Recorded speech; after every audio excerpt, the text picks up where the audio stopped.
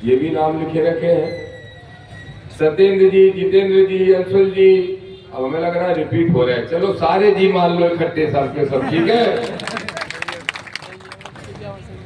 भोपाल से चल के आए हैं राजकुमार प्रजापति साहब, जो इसी विधानसभा के हैं, बीमारवी के प्रदेश के उपाध्यक्ष हैं। सम्मानीय कमल कुशवाहा जी भी भोपाल से चल के आए हैं। और मंचासीन, अगर कुछ लोगों के नाम भूल गए हो तो सब एडजस्ट कर लेना। सभी साथियों को, मेरे सामने मौजूद सभी नौजवान साथियों को, मेरे सामने मौजूद सभी माता बहनों को और मेरे सामने मौजूद पिता तुल्य बुजुर्गों को, सबको नीला सलाम पेश करता हूं। सबको जय हिंद और सबको प्रणाम करता हूं।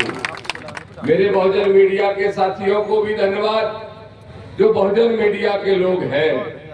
कुछ मनुवादी मीडिया के भी हैं, आए हैं कि नहीं पता, आए हैं तो धन्यवाद, और नहीं आए हैं तो जितनी बुरी खबरें चला सको चलाना, तो मैं गंगा को खोले, जमुना को खोले, जो इनको भी मानो कौन को खोले। इनके साथ साथ जो प्रशासन के लोग सहयोग कर रहे हैं, मैं यहाँ की पुलिस व्यवस्था से संतुष्ट हूँ, शिवपुरी जिले की पुलिस व्यवस्था से संतुष्ट हूँ। उन्होंने प्रयास किया कि जब कोई ऐसा नेता आए, ऐसी यात्रा आए, तो उन लोगों ने व्यवस्था चार चौबंद रखी। इसके लिए उन सब साथियों को भी धन्यवाद देना चाहता हूँ। साथियों, विषय बहुत सारे और मौसम खराब हो रहा है, लेकिन ये जो मौसम है, ये जो मौसम है, ये तो सिर्फ पानी बरसाता है, और पानी बरसाने से ज्यादा नुकसान नहीं होता। लेकिन जो मनुवादी मौसम है, वो आपके गोले सदियों से बरसा रहा है, और उन आपके गोलों को ठंडा करने के लिए दामोदर यादव इस मध्य प्रदेश में निकला है। मेरे साथियों, मैं जानता हूं जो सामने बैठे हैं वो सभी जाति के लोग हैं। इसमें एससी वर्ग के भाई बड़े संख्या में हैं, ओबीसी के भाई भी काफी संख्या में हैं, और मैं समझता हूं आदिवासी वर्ग के भी कुछ भाई जरूर होंगे, और मैं ये भी समझता हूं अगर कुछ मानवतावादी होंगे तो सामान्य वर्ग के भाई भी होंगे। दोनों तरह के सुनने आए होंगे। कुछ तो ऐसे जो सोच रहे होंगे नहीं, दामोदर ठीक कर रहा है धीरेन्द्र की ऐसी तैसी करके,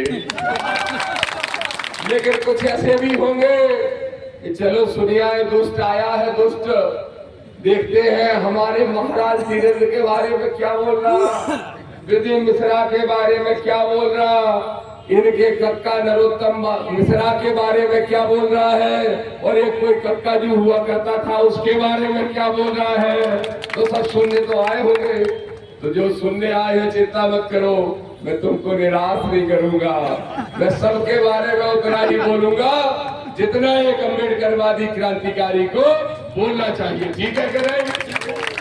देखो मेरे भाइयों, सबसे पहले तो ये बताना चाहता हूं, ये संकल्प यात्रा निकालनी क्यों पड़ी। मेरे साथियों, जरा सोचो, जाटा बहरवाड़ समाज के भाइयों, पटवा वंशकार भाइयों, धानुक समाज के भाइयों, केवट, नाई, सैन, साहू, गुर्जर, दागी, रावत, कुर्मी, लोधी और यादव समाज के भाइयों, जरा सोचो मेरे भाइयों, ये बाबा साहब का जो देश है, भारतीय संविधान से चलने वाला भारत देश, इस देश की हमारी तुम्हारी आबादी 90% है, और 90% आबादी वाला ये जो भारत देश है, अगर इस भारत की कोई रीढ़ की हड्डी है तो मनुस्मृति नहीं, अगर इस भारत की कोई रीढ़ की हड्डी है तो मनुविधान नहीं, अगर इस भारत की कोई रीढ़ की हड्डी है तो बाबा साहब के द्वारा हुआ भारत का संविधान है, उसको बचाने हम लोग हैं।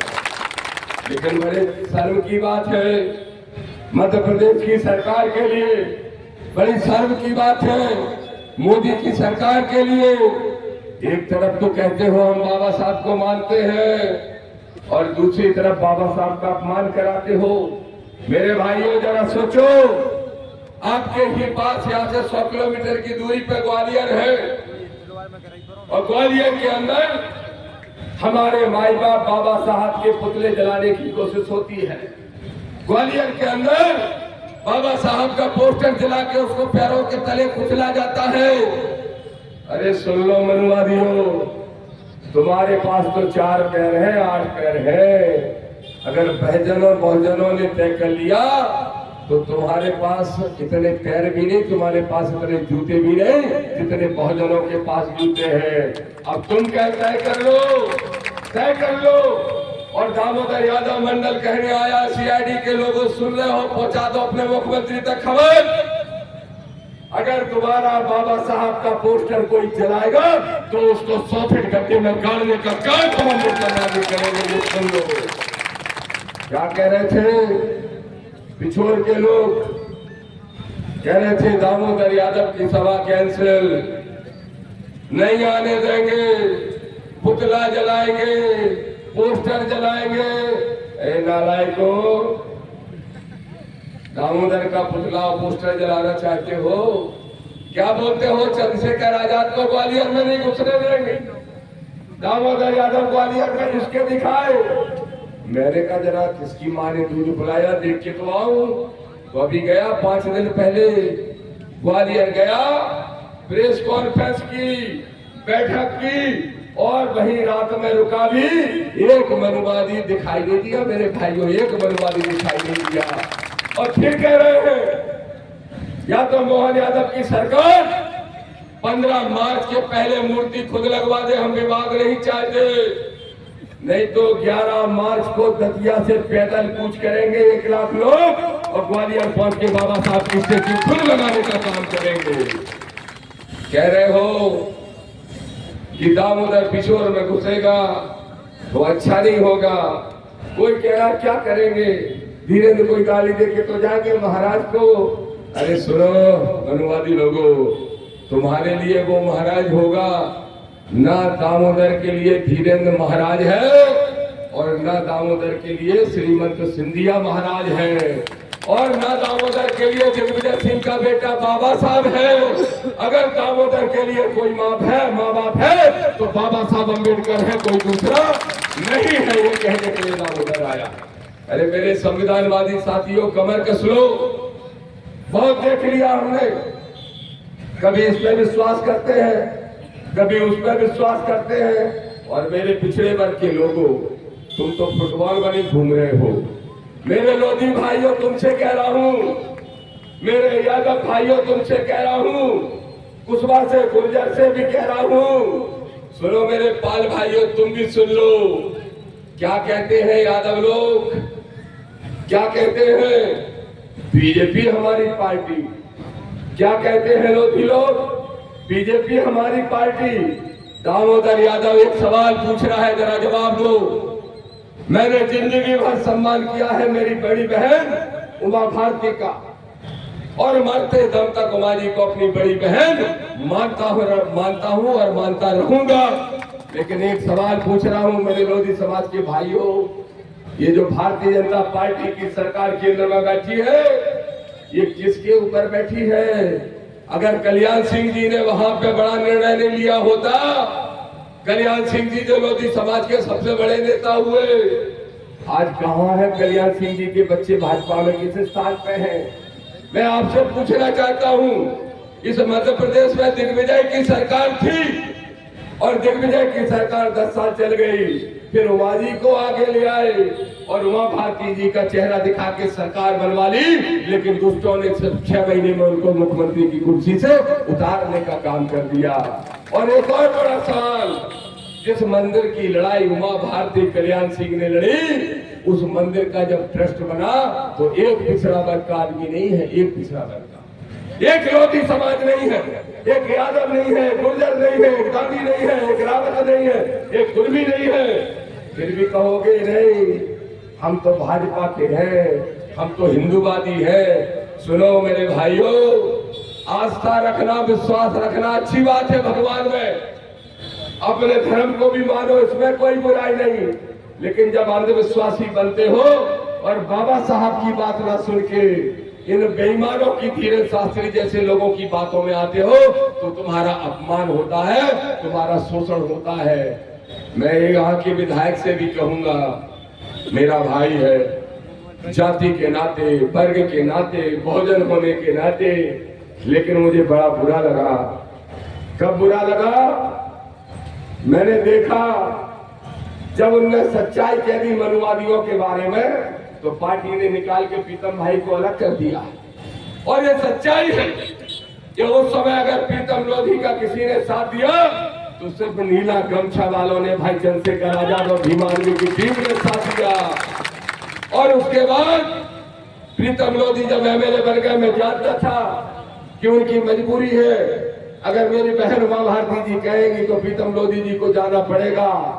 लेकिन मैं प्रीतम भाई ये नहीं जानता था कि तुम कथा के लिए धीरेन्द्र पे पहुंच जाओगे।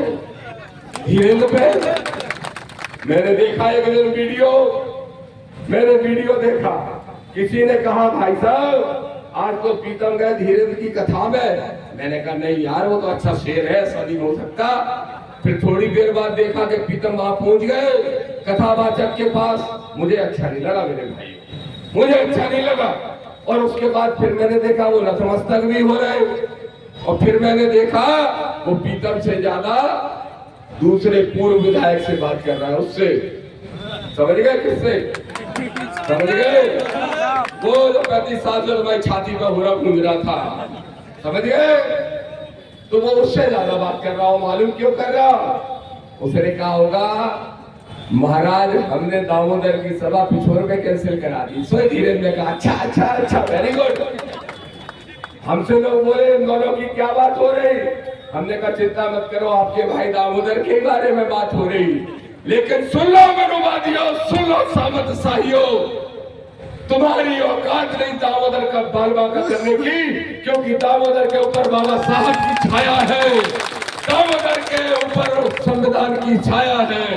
तुम दामोदर को छूना तो दूर और दामोदर को तो छोड़ो। भाई सुनील बैरसिया सुनील हंसते बैठे हैं।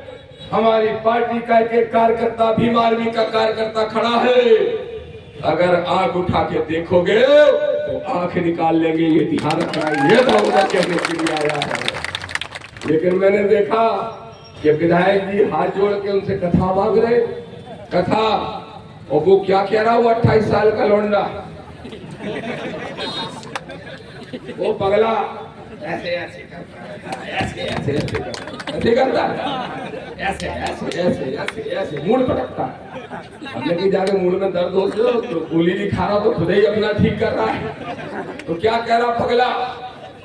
अगले दिन कहता है बे आए थे तुम्हारे पिछोर के बे का नाम, उनको विधायक का नाम का दूसरे से पूछ रहा हूँ। काल ने कही प्रीतम नाम। अच्छा हाँ, तो भी आए थे तो बताओ आ जाए। तो सबने हाथ उठा दे कि आ जाओ। चलो दामोदर भी कह रहा है धीरेन्द्र आई जाए, एक बार तो पूछो आई जाओ। तुम्हें कॉल है जो उनको मानो तो उनको, और बाबा साहब को अगर धीरेन्द्र आए तो सारे लोग अपने अपने मोबाइल से एक एक पोस्ट जरूर डालना कि पिछोर की धरती को आडंबर पाखंड की धरती नहीं बल्कि संविधान की धरती बना के रहेंगे। और उसकी कथा का विरोध करने का काम कितने लोग करेंगे? हाथ उठा के बताओ, हाथ उठा के बताओ, हाथ उठा के बताओ। धीरेन्द्र की कथा का पिछोर में विरोध करोगे?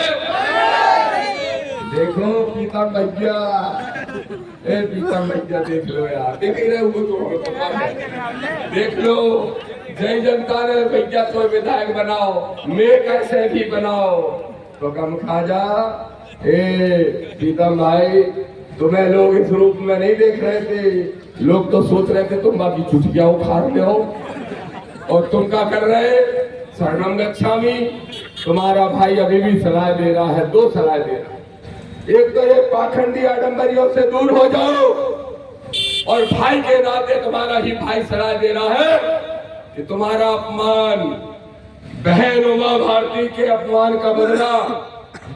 बहन उमा भारती, जब बहन उमा भारती ने कहा कि क्या होती है भाजपा, मैं हूं भाजपा, तो एक जो भाजपा में थे नेता मर गए, प्रमोद महाजन, वे कह रहे थे उमा भारती क्या भारत माता है, ऐसे अपमान कर रहे थे।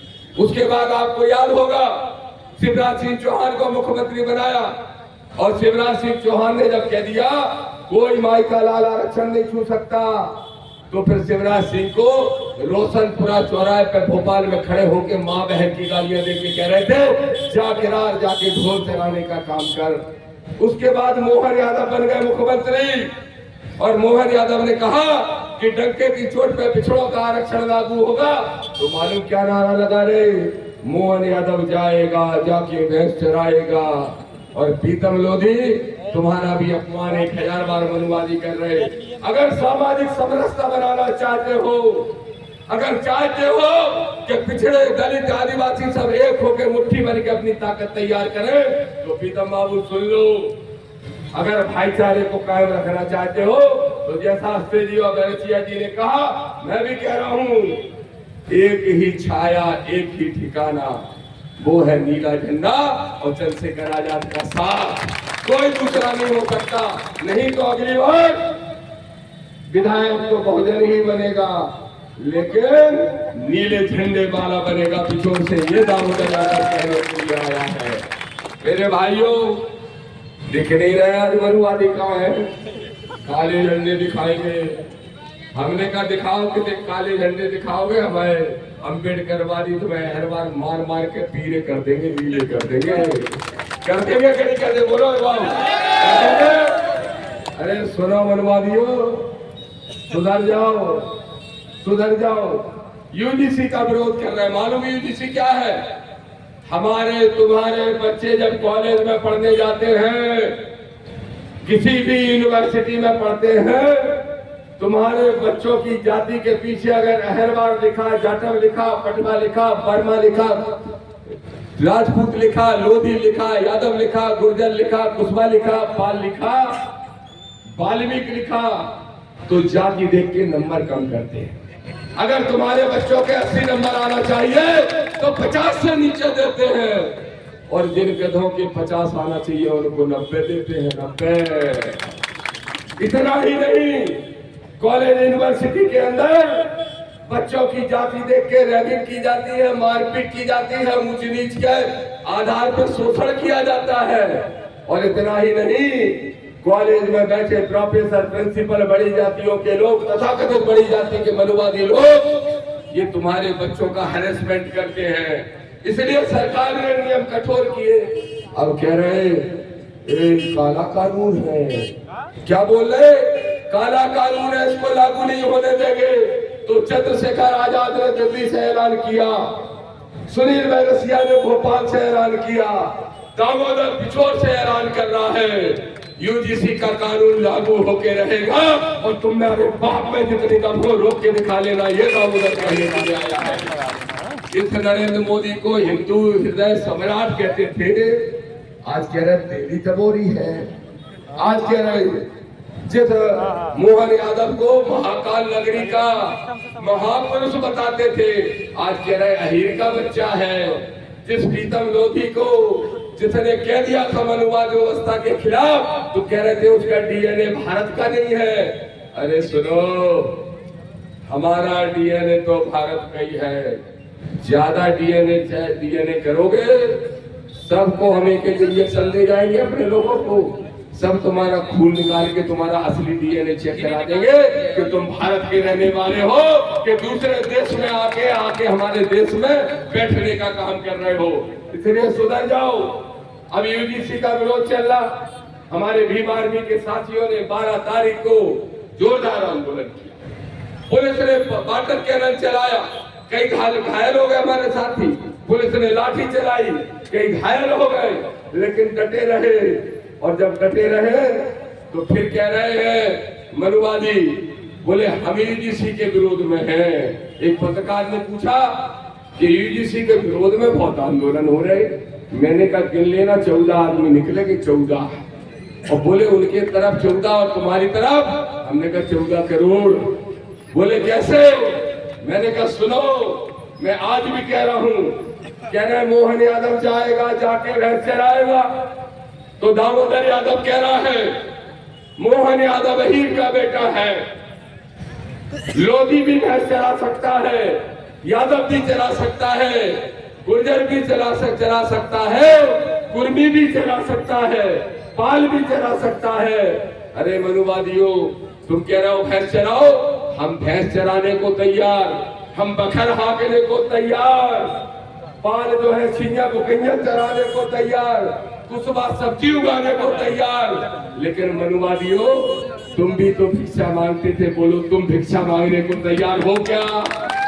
अगर तुम कहते हो कि हम अपने मूल काम पे आ जाए, तो तुम भी औकात में आ जाओ। छोड़ दो कलेक्टरों की कुर्सी पे जहां बैठे हो, छोड़ दो एसडीएम की कुर्सी, छोड़ दो एसपी की कुर्सी, छोड़ दो मंत्री मुख्यमंत्री की कुर्सी, और तुम्हारी औकात भी इतनी है। जब ये विरोध करते हैं तो कितने इकट्ठे होते हैं? जितने भोर आते थे अपने पास भिक्षा मांगने के लिए, कितने इकट्ठे होते हैं। और जब हम आंदोलन करते हैं तो पुलिस की 100 से अटक जाती है। कितने आएंगे बरसिया जी, अस्ते जी? इन दोनों ने कहा चिंता मत करो, 500 आएंगे। अरे बोले तुम्हारा भरोसा नहीं, 500 के 50,000 भी आ सकते हो, क्योंकि है ही बाबा साहब के बच्चे इतने। तो ग्वालियर वालों, मनुवादियों, ग्वालियर में जो बाबा साहब का विरोध कर रहे, सुन लो, ये बहुजन समाज इकट्ठा है। समय रहते सुधर जाओ, नहीं तो हम फूंक मार देंगे तो उड़ जाओगे। इतनी सी तुम्हारी औकात है। ये दामोदर यादव कहने आया है। अब मेरे भाइयों, एक बात का जवाब और दो, लंबी चौड़ी बात नहीं रखूंगा। अभी जैसा बरसिया जी ने कहा, हमारे एक भाई है, ओबीसी का मेरा छोटा भाई है, महेंद्र लोधी। महेंद्र लोधी अगर पिछड़ों की लड़ाई लड़ता है तो जानबूझ के फंसाने का षड्यंत्र किया। सुन लो सरकार के लोगों, हम ओबीसी महासभा के महेंद्र लोधी के साथ हैं और महेंद्र लोधी का साथ देने का काम करेंगे। जब कोई लोधी फंसेगा तो अहिरवार लड़ेगा, जब अहिरवार फंसेगा तो अहीर लड़ेगा, जब अहीर फंसेगा तो कुशवा लड़ेगा, जब कुशवा फंसेगा तो पाल लड़ेगा, जब पाल फंसेगा तो गुर्जर लड़ने का काम करेगा। बोलो ऐसी बहुजन एकता बनाओगे कि नहीं बनाओगे मेरे साथियों? ऐसी बहुजन एकता बनाने का काम करना है। हमारे 2 जिला अध्यक्ष प्रमोद अहिरवार निवाड़ी और दमोह के पार्टी के अध्यक्ष, क्या नाम है बरसिया जी पार्टी अध्यक्ष का? है दीपराज गौतम, दोनों को बंद कर रखा है। मोहन यादव जी सुन लो, एक बंद करने का खेल बंद कर दो, नहीं तो हम अपनी पे आ गए तो तुम्हारी सरकार को बंद कर देंगे और तुम्हें मुख्यमंत्री की कुर्सी से उठा के पटकने का काम करेंगे। ये ध्यान से सुन लो, दामोदर कहने के लिए आया है। अब मुझे एक बात बता दो मेरे भाइयों, ईमानदारी से बता रहा, दिल से। अच्छा ये बताओ, हम जो आडंबर और पाखंड का विरोध करते हैं वो गलत करते हैं कि सही करते हैं? जोर से बताओ, गलत करते हैं कि सही करते हैं? अब एक बात बताओ मेरे भाइयों, ये जो 28 साल का लड़का है, 2 बाबा है आज मध्य प्रदेश में, एक है पर्ची वाला, एक है बेलपत्र वाला।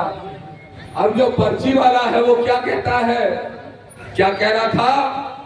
हमारी यात्रा रोकने के लिए हमने जैसे ही राष्ट्रपति को चिट्ठी लिखी कि इसकी यात्रा गैर संवैधानिक है, तो मालूम क्या बोला? हरियाणा में ऐसी मंच सजा के बोला उनका नंबर नहीं है, वे राष्ट्रपति को चिट्ठी लिख रहे, वे सुप्रीम कोर्ट जाने की धमकी दे रहे, उनको मोनो नंबर नहीं तो मैं तो फोन पे ही ठटरी मार देता।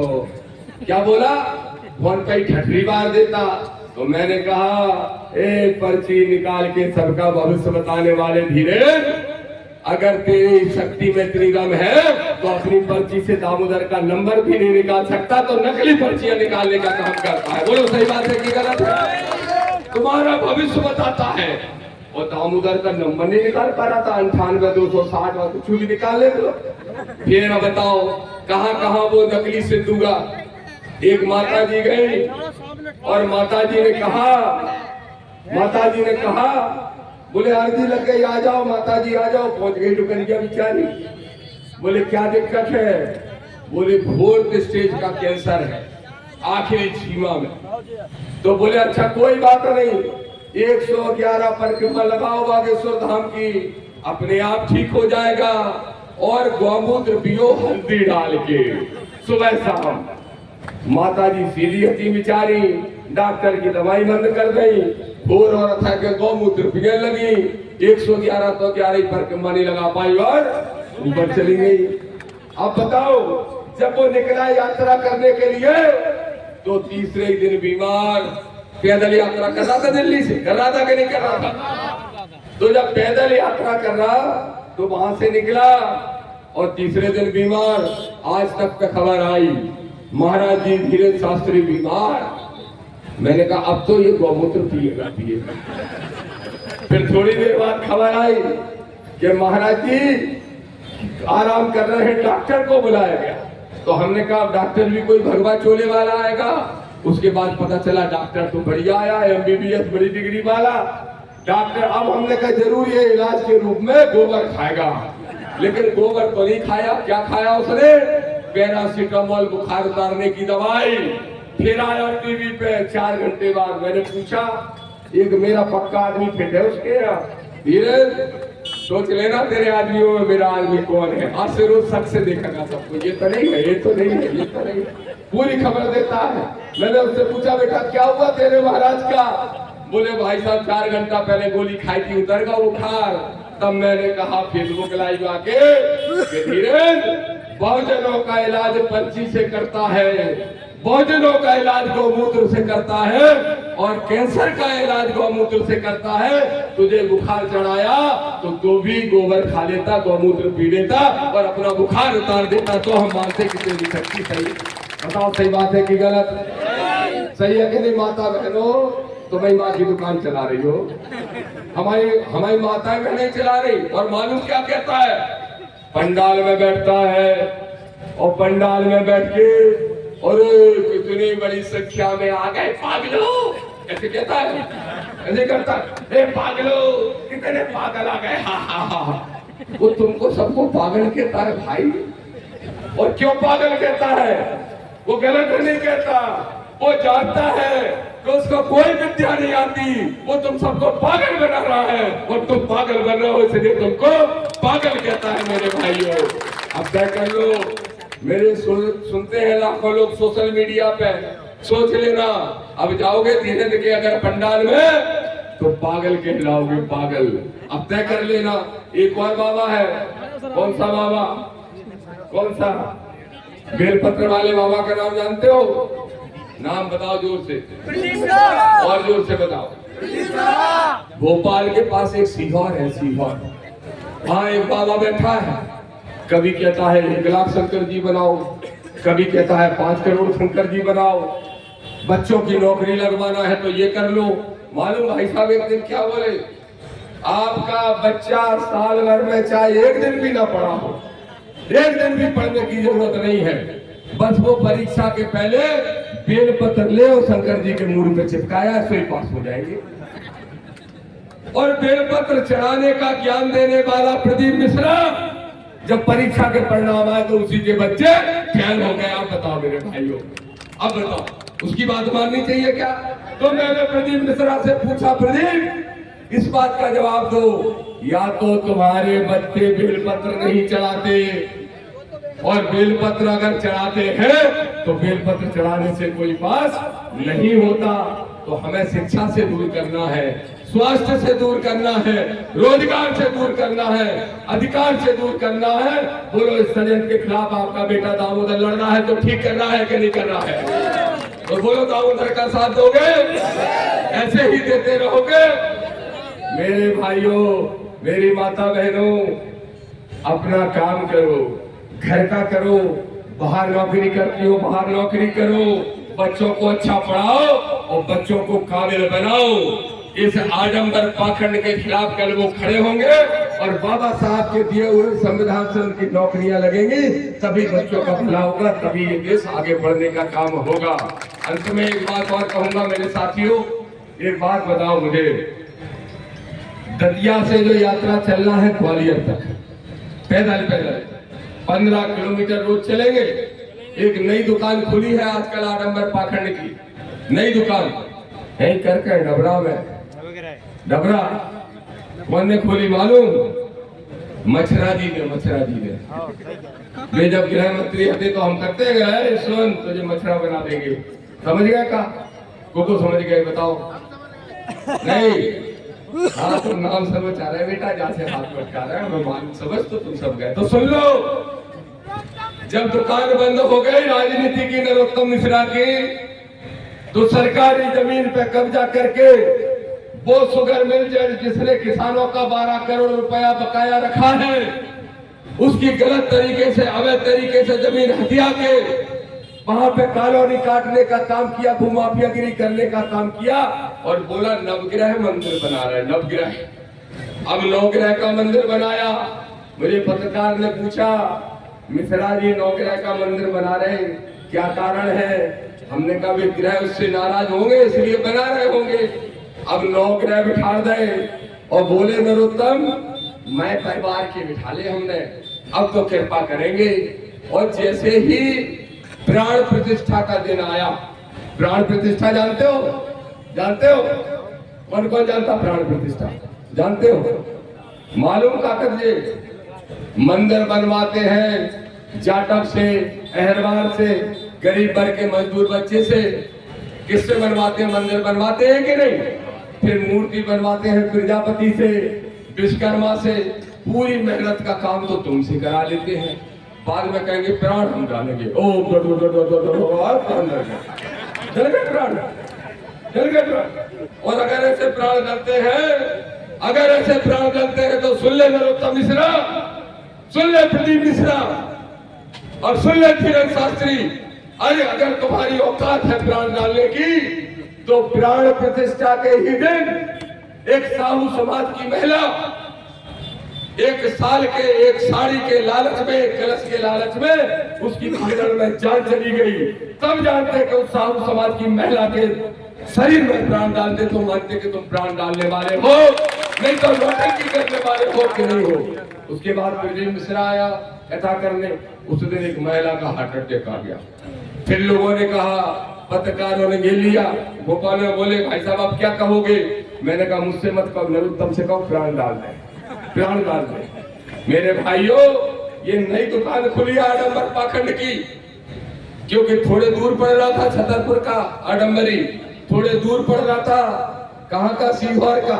अब ग्वालियर चंबल वालों को लूटने के लिए नई दुकान खोली गई है डबरा में। हमारी मांग है मोहन यादव से उस जमीन को वापस लिया जाए। जो सरकार की जमीन है वो हमारी जमीन है। हमारी मांग है मोहन यादव से। बोले बड़ी बिल्डिंग बन गई, उसका क्या करेंगे? उसमें हमें जरूरत नहीं कोई गृह को बिठाने की, उसमें एक यूनिवर्सिटी खोलो और गरीब बच्चों को फ्री में शिक्षा देने का काम करो। बोलो ठीक मांगे कि नहीं मांगे? इन मांगों को लेके निकले हैं। अब चल रहे हैं अपन कहा, 11 तारीख को आप सबको आना है दतिया। अमित लोधी जी, अमोल रावत जी और हमारे यहाँ की पूरी टीम सुन लो, मेरे साथियों अच्छेना जी सब सुन लो, ओबीसी वाले भी, महासभा वाले भी सुन लो। सबको लेके आना है कहा, दतिया। दतिया से बोलो बाबा साहब के सम्मान के लिए क्या हम 15 किलोमीटर रोज पैदल चल सकते हैं? दतिया से 70 किलोमीटर दूर है ग्वालियर। ग्वालियर तक हम पैदल चलेंगे। पहले ही दिन अपन को डबरा मिल जाएगा। डबरा में अपन देखेंगे यूनिवर्सिटी खुले की नहीं खुले, नहीं तो उसके लिए फिर से आंदोलन करेंगे। रोज 15 किलोमीटर चलेंगे, रोज सभाएं करेंगे, वहीं रुकेंगे, बाबा साहब की कीर्ति सुनवाएंगे, सब्जी पूरी खाएंगे, वहीं सो जाएंगे। लेकिन दामोदर ने संकल्प लिया है, भाई चंद्रशेखर आजाद जी, भाई विनय रतन जी और हमारे सुनील बैरसिया ने, हमारे प्रदेश की टीम ने, सबने संकल्प लिया है कि जब तक ग्वालियर हाई कोर्ट परिसर में बाबा साहब अंबेडकर की स्टेच्यू नहीं लग जाती तब तक ना चैन से बैठेंगे, न सरकारों को चैन से बैठने देंगे। मेरे साथियों, इसमें तुम्हारे साथ की जरूरत है। तुम साथ दो, तुम इस लड़ाई को आगे बढ़ाओ। हम लड़ रहे हैं, लेकिन हम अकेले लड़ेंगे तो हार जाएंगे, हम अकेले लड़ेंगे तो थक जाएंगे। तो आप सबको आना है, नीला झंडा बाबा साहब का लेंगे जिस पे वो सिंहासन पे बैठे हैं, और ले जाके ग्वालियर हाईकोर्ट में बाबा साहब को बिठाने का काम करेंगे। एक और मैं मांग करता हूँ, एक विषय और बोल के अपनी बात समाप्त करूंगा। ये प्रशासन के लोगों की शिकायत कर रहे हैं, इनकी स्थिति में फोन पे कर दूंगा, बता दे रहा हूँ, ठीक है? अरे तुम कहाँ है सीलदार, तहसीलदार, सब तहसील सब उनकी सुनो। सीलदार है ना ये सीलदार, अगर ये अपने काम नहीं करेंगे इनकी सब सीलें छुड़ा लेंगे, चिंता मत करो तुम, उसकी चिंता मत। ये सब तुम देख लेना, ये ठीक है, वो सब करेंगे। अभी हमें हमारे उस सब मुद्दों पे बोलने तो तुम लोग बोला करो इन मुद्दों पे। तो मेरे भाइयों बताओ, सब साथी तैयार हो उसके लिए? देखो सुनो, अब हम कॉल खवा के पूछ रहे ईमानदारी से बताओ कितने लोग दतिया आओगे? भाई हाथ उठाना, उठाए रहो, हम गिन ले। धीरज शास्त्री भी देख रहा है अभी लाइव चल रहा है, वो देखना हो। चिंता नहीं करो, हाथ नीचे कर लो। हम जैसे कहते धीरज शास्त्री देख रहा है, तो आदमी इधर उधर देखने लगते हैं। मैं आपको एक बात बताऊं, लोग कह रहे हैं, पत्रकार कह रहे हैं, भाई साहब आपको धीरज से डर नहीं लगता? हमने काय का डर? वो 28 साल का लड़का हमें क्या डराएगा? एक मनुवादी लड़का क्या डराएगा? पाखंडी आडम्बरी। और मैंने कहा मैंने तो मुर्रा भैंस का दूध पिया है, कुश्ती लड़ने तो 6 बार फटक दूंगा उसको उठा के। बोले नहीं, इसका डर नहीं, भूत प्रीत छोड़ दिया तो मैंने उसी दिन कहा सुन ले धीरज, अगर तेरी हैसियत है तो दामोदर अम्बेडकरवादी पे जो भूत छोड़ सकता है छोड़ दे, नहीं तो तेरे ऊपर हम संविधान की लाठी चलाने वाले हैं और तुझे जेल भिजाने वाले हैं। बोलो साथ देने का काम करोगे? तो आखिरी संकल्प देखो, मैंने आज रास्ते में माला नहीं पहनी, फूल ले लिया और मैंने तय कर लिया सभाएं करूंगा, यात्राएं चलाऊंगा, लेकिन गले में फूल की माला तभी पहनूंगा जब बाबा साहब की स्टेच्यू ग्वालियर हाई कोर्ट में लगाने का काम कर दूंगा। और एक और वादा कर रहा हूं, निरंतर लड़ता रहूंगा, तब तक संघर्ष करता रहूंगा जब तक 2028 में मध्य प्रदेश की विधानसभा में नीला झंडा फहराने का काम नहीं कर देते। और पिछोर में पक्के कट्टर और टेस्ट किए हुए व्यक्ति को, अम्बेडकरवादी को पिछोर का विधायक नहीं बना देते। जय भीम, जय भारत, जय संविधान। जय भीम, जय भीम, जय